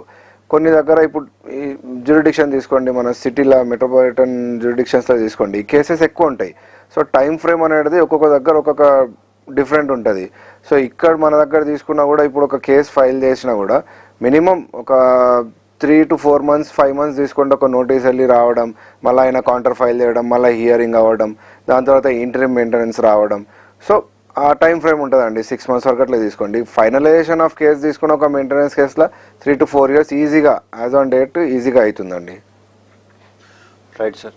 ఇప్పుడు ఒకసారి డైవర్సల్ గురించి మాట్లాడుతున్నాం. ఇప్పుడు మీరు అన్నట్టు కార్పొరేట్ సెక్టర్లో ఉన్న వాళ్ళు అయితే ఏంటి, ఇరువురు సంపాదించే కుటుంబాలు చూస్తున్నప్పుడు విభేదాలనగా వస్తే నేరుగా ఈ కేసులో DVCలు 498లు ఏముండవు, నేరుగా డివోర్స్ కేసు ఫైల్ అవుతా ఉన్నాయి. ఇటువంటి కేసుల్లో మనం రీజన్స్ విషయం పక్కన పెడితే ఎన్ని రోజుల్లో ఇటువంటి కేసులు డిస్పోజ్ అవుతున్నాయి న్యాయస్థానాలు? ఇప్పుడు ఈ ఫ్యామిలీ కేసెస్ అన్నిట్లో చూసిన 498 divorce, restitution of conjugal rights, maintenance, family cases A cases వేసుకున్నా కూడా ఎండ్ ఆఫ్ ద డే అందరు ఒక వైఫ్ అండ్ హస్బెండ్ ఉన్నాయండి, వాళ్ళు ఏం చేస్తారంటే సెటిల్మెంట్ చేసుకోవడానికే చూస్తారండి. అంటే కేస్ కోర్టు తిరగాల చేయాలా, కొంత టైం వరకు తిరుగుతారు, తర్వాత ఏం చేస్తారంటే సెటిల్మెంట్ చేసుకొని క్లోజ్ చేస్తారండి. ఇప్పుడు ఇవన్నీ వేయకుండా ఏం చేస్తారంటే కొంతమంది డైరెక్ట్గా ఇవన్నీ వద్దు, మాకు డైరెక్ట్ ఒక సెటిల్మెంట్కి వచ్చేద్దాం, డివోర్స్ ఫైల్ చేసుకుందాం అని చెప్పుకుంటారండి. సో వాళ్ళు ఏం చేస్తారంటే మ్యూచువల్ కన్సర్న్ కేసు ఫైల్ చేస్తారండి కోర్టులో. ఇద్దరు వైఫ్ అండ్ హస్బెండ్ ఇద్దరు రెడీ ఉండాలి, మ్యూచువల్ కన్సర్న్ డివోర్స్ ఫైల్ చేస్తారు. ఈ దీంట్లో టైం ఫ్రేమ్ ఏముంటుందంటే 6 monthsలో డివోర్స్ వచ్చేస్తుందండి మనకు. కంపల్సరీగా బోత్ ద పార్టీస్ ఇద్దరు వైఫ్ అండ్ హస్బెండ్ రెడీ ఉంటేనే ఈ కేసు ఫైల్ చేయడానికి అవకాశం ఉంటుంది. అప్పుడు ఏమవుతుందంటే 6 months టైం పీరియడ్లోనే ఈ కేసు క్లోజ్ అయిపోతుంది, మనకు 6 monthsలో డివోర్స్ వచ్చేస్తుందండి. ఇప్పుడు మీరు చెప్తున్నటువంటి ఈ డివోర్స్ ప్రొసీజరు హిందువుల, ముస్లింల, క్రిస్టియన్ల అన్నిటికీ వర్తిస్తుందా, లేకపోతే వేరువేరుగా? ఇప్పుడు స్పెషల్ మ్యారేజ్ యాక్ట్ ఉంటుందండి, దానిలో ఇప్పుడు ముస్లిమ్స్ అయినా, పార్సీ అయినా, ఇంకా ఇతర మతం ఉన్నా కూడా వాళ్ళకి ఏమవుతుంది అంటే స్పెషల్ మ్యారేజ్ యాక్ట్ కింద ఇది ఉంటుంది. దాని ప్రకారం హిందూ మ్యారేజ్ ప్రకారం కూడా మనకు అంటే 6 months టైం పీరియడ్ అనేది మ్యూచువల్ కన్సర్న్ అందరికీ, దాంట్లో స్పెషల్ మ్యారేజ్ అనేది మనం ఇంక్లూడ్ చేస్తామండి. దానికి ఎట్లా అంటే సపరేషన్ పీరియడ్ చూస్తామండి. ఇప్పుడు వైఫ్ అండ్ హస్బెండ్ కంపల్సరీగా 1 year సపరేట్ ఉండాలండి. డివోర్స్ తీసుకోవాలంటే మ్యారేజ్ 1 year సపరేట్ ఉండాలా, అప్పుడే ఈ దానికి వెళ్ళొచ్చండి మనం మ్యూచువల్ కన్సర్న్ డివోర్స్కి. ఇక్కడ ఇంకో ప్రశ్న సార్, ఇప్పుడు జనరల్గా ముస్లిం లాలో చూసుకుంటే, ముస్లిం లాలో కాజీల దగ్గరికి వెళ్ళినప్పుడు వాళ్ళు కులాన తలాక్ అన్న అనేది కూడా వాళ్ళిద్దరికి ఎదురుగా కూర్చోబెట్టి అప్పటికప్పుడు రాసి ఇచ్చేస్తూ ఉంటారు, ఇచ్చేస్తారు శాంక్షన్ అయినట్టు. అది న్యాయస్థానాల్లో చెల్లుబాటు అవుతుందా? లేదండి, ఇది కుల ఏదైతే చేస్తారో తలాక్ అంటే భర్త ఇచ్చేది, కుల అంటే మహిళ ఇచ్చేది. అవును, అంటే కుల అనేది మళ్ళీ వైఫ్ అండ్ హస్బెండ్ రెడీ ఉంటేనే కులా చేసుకోవచ్చు. తలాక్ అనేది హస్బెండ్ ఇచ్చి కాజీ దగ్గర వెళ్ళి తలాక్ ఇవ్వడం చేయడం అని జరుగుతుందండి. సో ఇలా తలాక్ ఇచ్చిన తర్వాత కూడా వైఫ్కి రైట్ ఉంటుందండి, ఏదైతే తలాక్ ఇస్తారు, ఇప్పుడు ట్రిపుల్ తలాక్ అనేది తీసేసినారు, దానికి అబాలిష్ చేసినారు. సో దానికి ఛాలెంజ్ చేయవచ్చు మనం కోర్టుకు వెళ్ళేసి, నాకు ఎందుకు ఇచ్చినారు అనేసి దాన్ని ఛాలెంజ్ చేయవచ్చు. ఆ ఏదైతే తలాక్ ఉంటుంది దాన్ని క్యాన్సిల్ చేయవచ్చు. ఇప్పుడు కూడా ఛాలెంజ్ చేయవచ్చు, ఇంతకు ముందు కూడా ఉండేయండి, కోర్టులో ప్రొసీజర్స్ ఉన్నాయి దానికి. ఆ ఛాలెంజ్ చేసి మనం ఏం చేస్తామంటే ఈ ఏదైతే తలాక్ ఇస్తారో అది క్యాన్సిల్ అవుతుందండి, కేసు నడుస్తుంది. రైట్. నేనేమంటున్నానంటే తలాక్ అనేది మీరు అంటే ట్రిపుల్ తలాక్ గురించి మాట్లాడలేదు, మ్యూచువల్ అండర్స్టాండింగ్లో ఇద్దరు కాజీ దగ్గరికి వెళ్ళి, కాజీ అంటే ముస్లిం పర్సనల్ లా ప్రకారం ఇద్దరు భార్యాభర్తలు ఇద్దరికి మేము పడట్లేదు, మేము డివైడ్ అయిపోతున్నాం, మా డివైడ్ చేయండి అని చెప్పేసి భార్యాభర్తలు ఇద్దరు కాజీ దగ్గరికి వెళ్ళి కులా తీసుకున్నారు. తీసుకున్న తర్వాత కులాను తలాక్ ఎందుకు తీసుకున్న తర్వాత వాళ్ళకి సర్టిఫికేట్ ఇష్యూ చేస్తారు. ఆ సర్టిఫికేట్ న్యాయస్థానాల్లో చెల్లుబాటు అవుతున్నాయా లేదా? చెల్లుతుంది. ఎందుకంటే కుల అనేది ఏంటంటే ఇద్దరు ఒప్పుకుంటేనే కులా తీసుకుంటారు, దాని తర్వాత ఎవరు కూడా కోర్టుకు వెళ్ళరు. సో అది మోస్ట్ ఆఫ్ ద టైంలో కోర్ట్ అసలు రారు వాళ్ళు. సో కాబట్టి కులా అనేది ఇప్పుడు మ్యూచువల్ కన్సర్న్ ఎట్లయితే అన్నాను నేను, సేమ్ కులా కూడా ఆ టైపే షరియా లాలో, మహమ్మదియన్ లాలో కులా అనేది ఇది ఉందండి. ఓకే. క్రిస్టియన్స్లో కూడా ఎలా ఉంటుందంటే క్రిస్టియన్స్ స్పెషల్ మ్యారేజ్ యాక్ట్ ఉందండి మనకు. స్పెషల్ మ్యారేజ్ యాక్ట్ కింద మనం డివోర్స్ ఫైల్ చేసుకోవాలి. క్రిస్టియన్స్ అయినా కానివ్వండి, పార్సీస్, ఇంకా ఇతర మతాలన్నీ స్పెషల్ మ్యారేజ్ యాక్ట్ కింద ఫైల్ చేసుకోవాలి. రైట్. సార్ ఇంకొకటి జనరల్గా మనం సమాజం గురించి మాట్లాడుకుంటున్నప్పుడు ఈ మధ్య కాలంలో డైవర్స్ కేసులు బాగా పెరుగుతున్నాయి. రీజన్స్ మనం చూస్తూ ఉన్నాం. ఇప్పుడు ఈ రీజన్స్లో ఈగోలు కాకుండా ఈ అడల్టరీ అనేది కూడా ఒక మెయిన్ రీజన్ కనిపిస్తూ ఉంది ఈ మధ్యకాలంలో. ఈ మనం రీసెంట్గా వింటున్నాం adultery is not a crime అనేది మనకు సుప్రీంకోర్టు రీసెంట్గా ఇచ్చిన రూలింగ్స్ ఒక 2-3 సంవత్సరాల క్రితం ఏదో ఇచ్చినట్టుంది. Adultery is not a crime అంటే ఒకరు మ్యాచ్యూర్డ్ అంటే ఒక మ్యాచ్యూర్డ్ వాళ్ళిద్దరికి ఆమోదయోగ్యం ఇష్టమైతే వాళ్ళు ఎవరితోనైనా ఉండొచ్చు, దాన్ని నేరంగా పరిగణించలేమనేది కోర్టు చెప్తా ఉంది. సో దీనివల్ల ఏమవుతుందంటే ఈ మధ్య అక్రమ సంబంధాలు పెరిగిపోవటం, అక్రమ సంబంధాలు కాస్త కుటుంబాలు చిచ్చుపెట్టి కుటుంబాలు విచ్ఛిన్నమయ్యే పరిస్థితి మనం చూస్తూ ఉన్నాం. దీనికి రెమెడీ ఏంటి? ఇదే రీజనా? ఇప్పుడు మనం ఈ రీసెంట్గా కొన్ని కేసులు చూస్తున్నాం, మన వార్తల్లో చూస్తూ ఉంటాం. భర్తన ఎవరితోనో దొరికిపోయారని చెప్పేసి భార్య వాళ్ళ ఇంటికి వెళ్ళి గొడవ చేయటం, కొట్టాటం ఇవన్నీ మళ్ళీ వాటిలో సోషల్ మీడియాలో కూడా వస్తూ ఉంటాయి. అవి ఇటువంటి మనం చూస్తున్నాం. రీసెంట్ ఫస్ట్ చాలా చూసాం అటువంటి కేసుల్లో.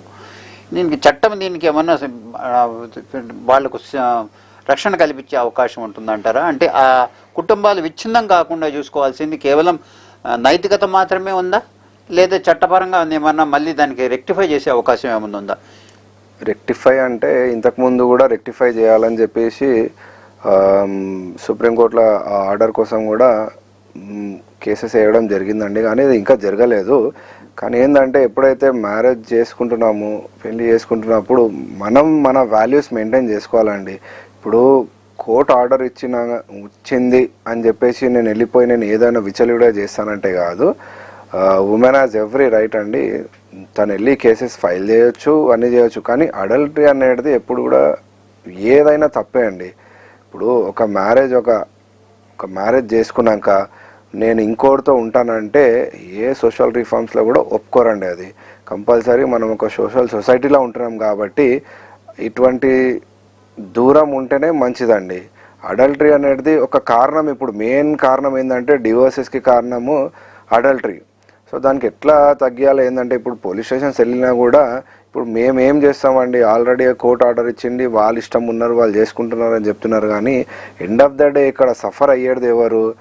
భర్త, ఒక లేడీసే అండి.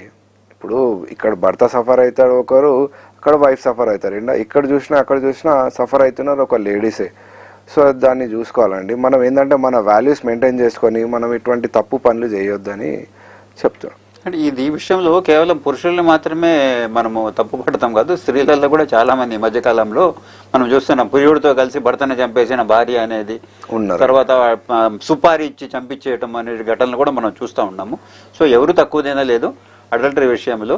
అంటే మన భారత సమాజం మన దేశంలో ఉన్నటువంటి ఒక సంస్కృతి సాంప్రదాయాలను అనుసరించే వాళ్ళు ఈ రోజుకి ఎక్కువగా ఉన్నారు. ఎంత మోడర్నైజ్ అయినా కానీ మన కట్టుబాట్లు, మన సంస్కృతి సాంప్రదాయాలు అనేవి మనం చాలా విలువిస్తాం ఈ రోజుకి కూడా.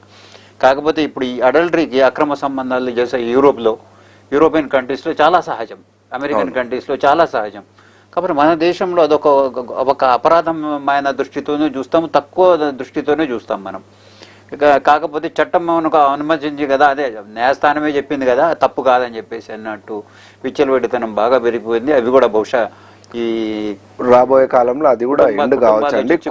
కోర్ట్ దాన్ని కూడా చేంజెస్ చేయడానికి అవకాశం ఉంటుంది. ఎందుకంటే కోర్ట్ ఏమంటదంటే అడల్ట్రస్ అంటే ఇష్టం అన్నదండి, కానీ మీరు పోయి అడల్టరీగా మీరు ఎవరితోనైనా ఉండండి అని చెప్పదు కోర్ట్ ఏమన్నదంటే ఎవరిపైన ఎప్పుడు ఇష్టం వస్తుందని తెలియదండి, కాబట్టి యూ కెన్ నాట్ స్టాప్ అని చెప్పేసి చెప్పినారు.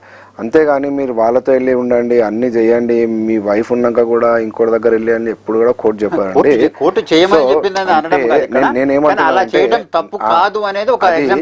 మన మిస్కన్సెప్షన్ ఏంటంటే మనం అట్లా అనుకుంటాం. పబ్లిక్ ఎట్లా తీసుకుంటుంది అంటే మనం నేను చేసేయాలా, కోర్టు ఆర్డర్ ఇచ్చింది కదా నేను చేసేస్తా అని చెప్పేసి. ఇప్పుడు ఇంతకుముందు కూడా ఇప్పుడు నేను ఎగ్జాంపుల్ చెప్తా మీకు. ఇప్పుడు లివ్ ఇన్ రిలేషన్షిప్ తీసుకోండి. లివ్ ఇన్ రిలేషన్షిప్ అనేది ఇప్పుడు ఇంతకుముందు ఎట్లయితే మీరైతే చెప్పినారు ఫారెన్ కంట్రీస్లో, ఆ ఫారెన్ కంట్రీస్ సేమ్ కల్చర్ మన దగ్గర అడాప్ట్ చేసుకొని లివ్ ఇన్ రిలేషన్షిప్ అనేది చాలా మంది dating live in relationship marriage అనేది కాకుండా లివ్ ఇన్ రిలేషన్షిప్ లోనే ఉంటారు. లివ్ ఇన్ రిలేషన్ మ్యారేజ్ లో జరిగే అన్ని దీంట్లో జరుగుతాయి. ఓన్లీ ఏంటంటే you are not wife and husband, rest of the thing is same to same అండి. సో కోర్టు ఇవన్నీ చూసుకుంటే ఏం చేసింది, ఎవరైతే ఉంటారు లివ్ ఇన్ రిలేషన్షిప్లో, ఇప్పుడు నేను చెప్పిన ప్రకారం ఫ్యామిలీ కేసెస్లో చూస్తున్నారు కదా, ఎవరైతే వైఫ్కి ఎంటైటిల్మెంట్ ఉంది, ఇప్పుడు ఏమేం కేసెస్ ఫైల్ చేయవచ్చు, లివ్ ఇన్ రిలేషన్షిప్లో కూడా ఎవరైతే ఆ స్త్రీ ఉంటారో ఆ కేసెస్ అన్నీ అబ్బాయి పైన ఫైల్ చేయడానికి అవకాశం ఉంది. సో కోర్టు అడాప్ట్ చేసుకుంది కదండి, అంటే తీసుకుంటుంది కోర్టు, ఇది మార్పు ఉంది, సో ఏం చేయాలా, ఇట్లా దాని ప్రభావం వేరే ఉంది కాబట్టి ఇప్పుడు చాలామంది ప్రెగ్నెంట్ అయిపోతున్నారు, వాళ్ళకి మెయింటెనెన్స్ కావాలా, లేదంటే పిల్లలు ఉన్నారు, నేను పెళ్లి చేసుకోను, ఎవరు మీరు అని చెప్పేసి అట్లా చాలా జరుగుతున్నాయి. సో కోర్టు ఏం చేసింది, అట్లా కాదు, you are entitle for maintenance, మీకు మెయింటెనెన్స్ దొరుకుతుంది, అతనే పే చేయాలని చెప్పేసి సవరణలు చేసి కోర్టు ఏం చేసిందంటే కంపల్సరీ అందరికీ కొన్ని మార్పులు చేర్పులు చేసింది.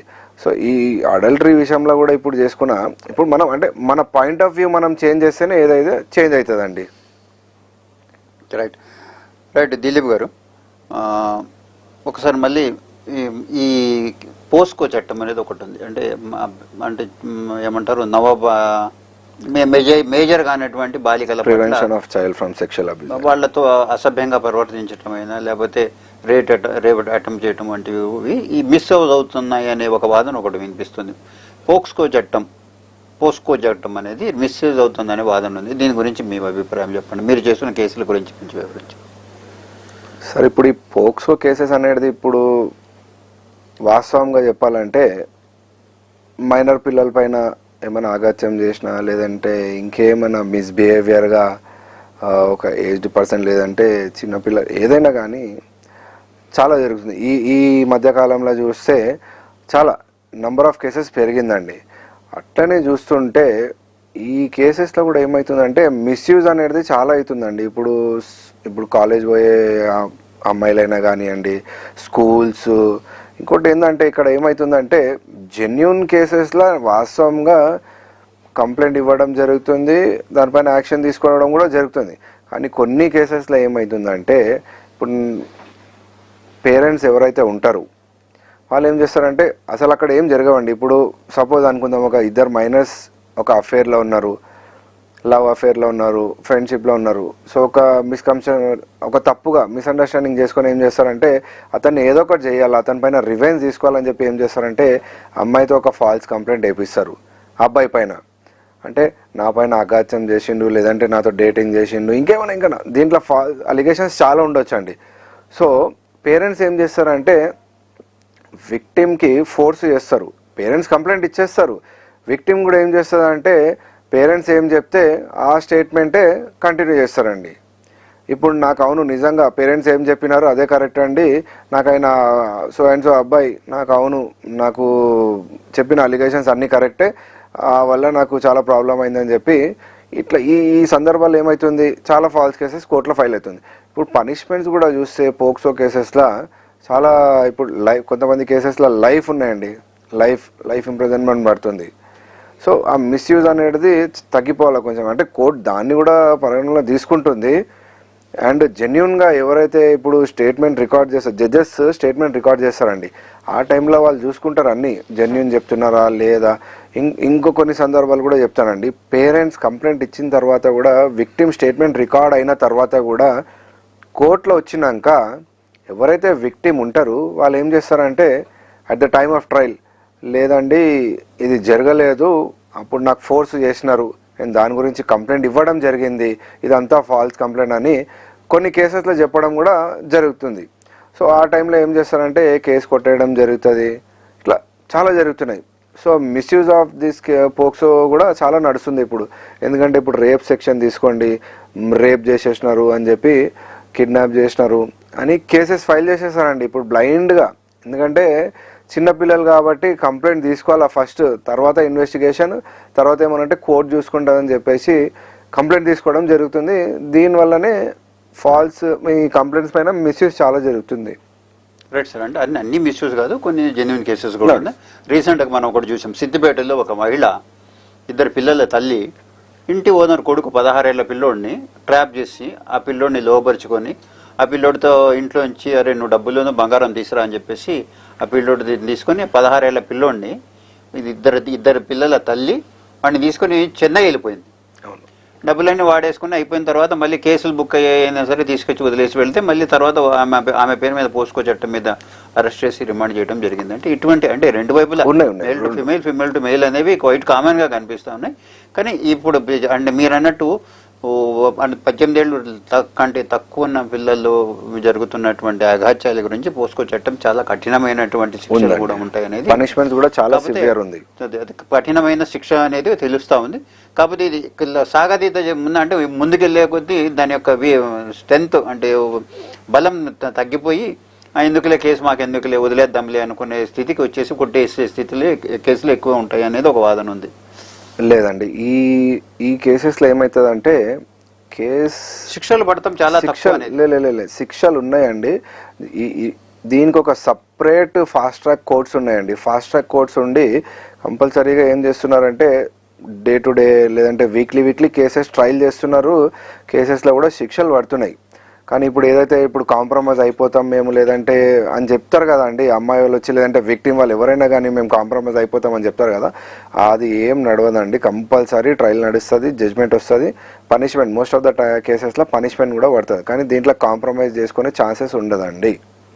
రైట్ దిలీప్ గారు, ఒకసారి చర్చ ముగించే ముందు మళ్ళీ ఒకసారి మనము ఇప్పుడు జూలై 1 నుంచి మనం ఇప్పుడు ఉంటే IPC, CrPC, Indian evidence act ఏవైతే ఉన్నాయో అవి వాటిని తొలగించేసి మళ్ళీ కొత్త రకమైనటువంటి వస్తున్నది న్యాయ సురక్ష సంహిత అనేది, న్యాయ తర్వాత సాక్షి అభియాన్ అనేది అంటే కొత్త రకమైనటువంటి చట్టాలు రాబోతున్నాయి. దీని ఇంపాక్ట్ న్యాయవాదులు ఎలా ఉంటుందంటే ఇవన్నీ ఇప్పుడు సెక్షన్స్ అన్నీ మారిపోతూ ఉన్నాయి. IPC, CrPC, Indian evidence act కింద ఇప్పుడు దాకా ఏ సెక్షన్ అయినా ఏ న్యాయవాదిని జూనియర్ న్యాయవాది నుంచి సీనియర్ మోస్ట్ న్యాయవాదిని అయినా కానీ సెక్షన్స్ దానికి యొక్క ఎంత శిక్ష పడుతుంది ఏందనేది ఒక మైండ్లో ఆల్రెడీ డిక్షనరీ లాంటి మైండ్లో ఉండిపోయింది. ఇప్పుడు కొత్తగా తీసుకొచ్చినటువంటి ఇదైతే అమల్లోకి రాబోతున్న జూలై 1 నుంచి అమల్లోకి రాబోతున్నటువంటి భారత న్యాయ సంహిత, ఈ 3 రకాలుగా వస్తున్నాయి ఏవైతే ఉన్నాయో, 3 కొత్తగా వస్తున్నాయో వీటి ప్రభావం న్యాయవాదుల మీద ఏమాత్రం పడబోతుంది? న్యాయవాదులు ఇప్పుడు జూనియర్ అడ్వకేట్ నుంచి సుప్రీంకోర్టు సీనియర్ మోస్ట్ అడ్వకేట్ కూడా ఇవన్నీ చదివి మళ్ళీ అన్ని అవలోకనం చేసుకొని వాళ్ళు మళ్ళీ న్యాయస్థానానికి వెళ్ళే స్థితి ఏర్పడింది కదా.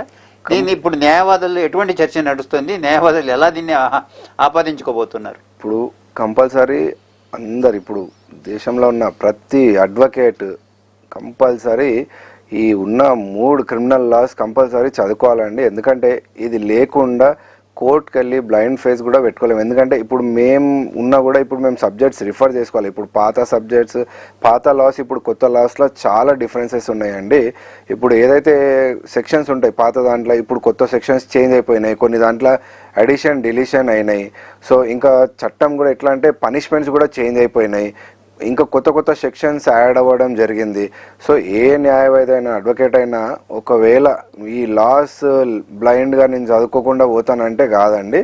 కంపల్సరీ ఈ లాస్ చదువుకుంటేనే మనం ఈ ఇంప్లిమెంటేషన్ ఏదైతే ఫస్ట్ నుంచి జరుగుతుంది ఈ సబ్జెక్ట్ పైన గ్రిప్ ఉంటుంది మనకు. ఇంతకుముందు చదివింది అంతా మన మైండ్లో ఉన్నా కూడా ఇప్పుడు ఇక్కడ ఈ సబ్జెక్ట్స్ ఇప్పుడు క్రిమినల్ లాస్ ఫస్ట్ నుంచి ఏదైతే ఇంప్లిమెంట్ అవుతుంది కంపల్సరీ మనం చదువుకొని కోర్టుకి వెళ్ళి మళ్ళీ ఒక రిఫ్రెష్గా స్టార్ట్ చేయాలండి. మనం ఒక కొత్త స్టూడెంట్గానే స్టార్ట్ చేయాల్సి ఉంటుంది. ఇంకోటి ఈ క్రిమినల్ లాస్ అనేది చాలా పవర్ఫుల్ అండి. దాని ఇంపాక్టే చాలా డిఫరెంట్ ఉంటుంది. పనిష్మెంట్స్ ఎగ్రెస్ పనిష్మెంట్స్ కూడా చాలా ఉన్నాయి. సో ఇంతకుముందు లూపోల్స్ చాలా ఉంటుండే కానీ ఇప్పుడు ఉన్న దాంట్లో లూపోల్స్ అనేది చాలా తక్కువ అండి. సో మనం ప్రతి పౌరుడు చాలా జాగ్రత్తగా ఉండాలి ఈ చట్టాలు వచ్చిన తర్వాత. రైట్, కొత్త చట్టాల గురించి న్యాయవాదుల నుంచి జడ్జిల వరకు అందరూ అవగాహన కల్పించుకొని మళ్ళీ న్యాయ వ్యవస్థలో ఒడిదొడుకులు అని చూడబోతున్నాం రాబోయే రోజుల్లో. Thank you very much Dilip Kumar గారు, మా స్టూడియోకి వచ్చి మాకు మీ విలువైన సలహాలు సూచనలు చర్చలో పాల్గొన్నందుకు. ఇది ఈ రోజు న్యాయ సలహాల కార్యక్రమం. మరో కార్యక్రమంలో మళ్ళీ కలుసుకుందాం. చూస్తూ ఉండండి సిటీ విజన్. కేబుల్ రంగంలో గత 25 ఏళ్లుగా అద్భుత సేవలు అందిస్తున్న సిటీ నెట్వర్క్స్ ఇప్పుడు మన హైదరాబాద్ నగరంలో లైట్నింగ్ స్పీడ్ తో కూడిన బ్రాడ్ బ్యాండ్ సేవలను అందించడానికి సిద్ధంగా ఉంది. పటిష్టమైన ఫైబర్ నెట్వర్క్, 24 గంటల కాల్ సెంటర్ సర్వీసెస్ మరియు అందరికీ అందుబాటులో ఉండే ప్యాకేజెస్ తో city networks broadband services ఇవ్వడానికి సిద్ధంగా ఉంది. మరిన్ని వివరాలకు మా కాల్ సెంటర్ నంబర్ కి కాల్ చేయండి 1800 103 7159.